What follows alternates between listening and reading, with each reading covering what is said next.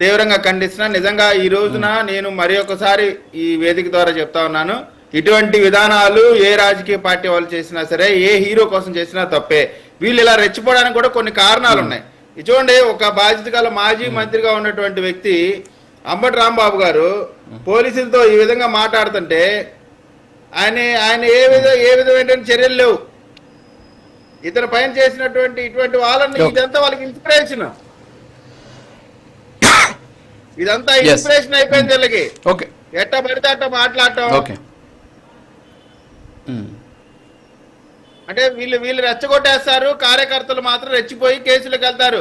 ఇటువంటి పోలీసుల పైన సహజంగా సాధారణ వ్యక్తులు మీలాంటి వాళ్ళు నాలాంటి వాళ్ళు పోలీసుల పైన వేలు చూపించి మీదకి వెళ్ళిపోయి ఇష్టం వచ్చేట్టు మాట్లాడితే ఊరుకుంటారా పోలీసులు? కాబట్టి ఈ సెలబ్రిటీ ఇది వాళ్ళకు ఉండకూడదు. రాజకీయ నాయకుడు ఎవడైనా సరే ఇప్పుడు అంబటి రాంబాబు మాట్లాడేటువంటి మాట పోలీసులతో పటాపురానికి సంబంధించిన సిఐ గారి పైన రెండోసారి అంటే ఆయన మీదకి వెళ్ళటం, కొట్టబోతున్న విధంగా ప్రవర్తించడం, వేలు చూపించడం, బెదిరించడం లాంటి, అంటే ఇది నిజం అనుకుంటారు. ఇప్పుడు అంబటి రాంబాబు చేస్తే ఏం చేయలేదు కదా, మేము కూడా ఏమైనా చేయొచ్చు, మేము పొట్టేలు తలగర నరగొచ్చు, కత్తులు తీసుకొని డిస్ప్లే పెట్టొచ్చు. నేను చెప్తా ఉన్నా, నిజంగా మీ రాజకీయ విధానం అయితే మీరు రండి, నాయకులుగా మనం చూసుకుందాం. మీకు దమ్ముంటే మీరు, మాకు దమ్ముంటే మేము. కానీ ఇట్లా కార్యకర్తలు బలి చేయొద్దు. కార్యకర్తలు అన్యాయంగా ఈ రోజున విద్యార్థులు అట్రాక్ట్ అవుతా ఉన్నారు.